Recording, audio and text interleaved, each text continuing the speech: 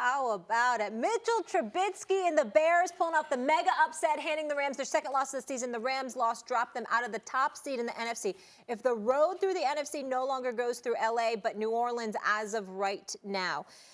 Max, did the Rams get exposed? Yeah, they got exposed as a 14-2 team. I mean, remember, at some point this season, we're like, is that a 16-0 team? Nah, probably not. No one goes 16-0, and their secondary isn't great, and they were a little banged up. Maybe it's a 15-1 team. Is this the kind of team that we're going to say, like, remember that special team? 85 Bears weren't undefeated. No, it's not that either. It's kind of a typical powerhouse, looks like first-place team or perhaps conference best team. 14-2 sounds about right, and that's what they are. I would not say they were exposed. It's a long season. They were white hot early. They could still get hot. There's plenty of football left to be played, 3 more weeks. Just remember what we were thinking about the Rams 5 weeks ago, then New Orleans 3 or 4 weeks ago. We think completely differently now. A couple weeks can turn it around. I still think it's the most talented team in the NFC.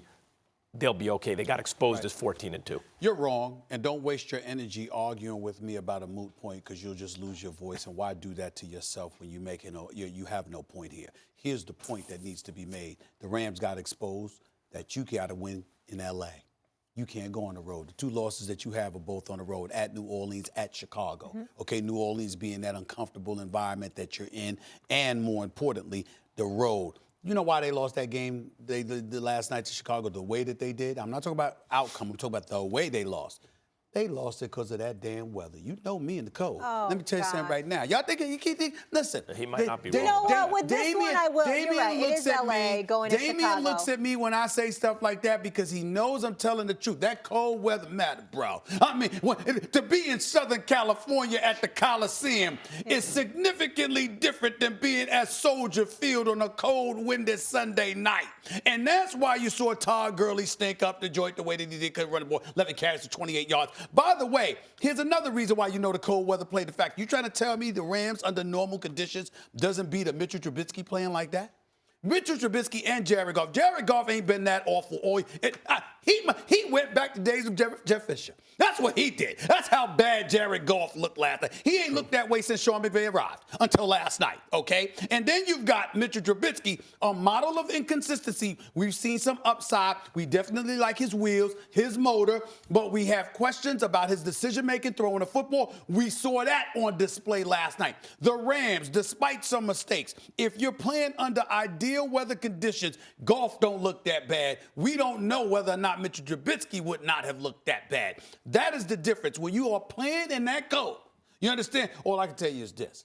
In Southern California, I'm standing outside watching the game. I was standing in there when the Rams played the Kansas City Chiefs. I was right there in the end zone in the ESPN suite. Chilling. Thanks again, Scott McCarthy. Love you, baby. Way to take care of a brother. The weather was beautiful, and I was right in that end zone. I'm not even thinking about going to Chicago. We're tough out here on the East Coast. Listen, we're tougher skinned because we know about shoveling snow and all that. I could be in Chicago and still wouldn't go to the game. I'd still be looking for a TV. I'd go to a sports bar and watch it with the public before I went to Soldier Field. Please, that cold weather matter. Damien, that cold weather matter. Did they get exposed? I thought you was from the Bronx or something like that. I thought you was from Queens. Born in the Bronx, raised in Queens. Yeah. Raised in Hollis, Queens. I thought they raised him tougher than that in Queens. I thought they raised him tougher. There's always a soft one in the bunch. You don't grow soft? You soft?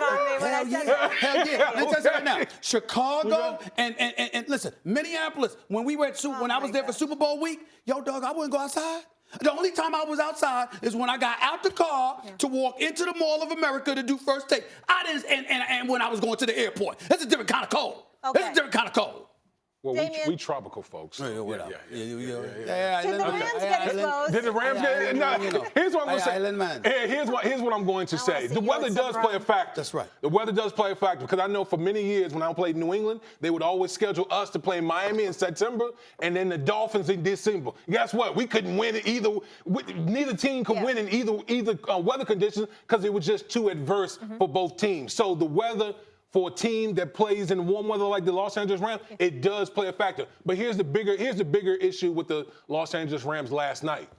When you're playing in cold weather, and a lot of teams are going to be in cold weather come playoff, you got to run the football. You got to run the football. You got to at least commit to the running game. You only give Todd Gurley 11 carries running the football? Like, that's unacceptable. You're not going to be able to sling the ball all over the field. You're just not going to do that come late in the season in the playoffs. You have to commit to the ground game. Even if you bang your head against a brick wall,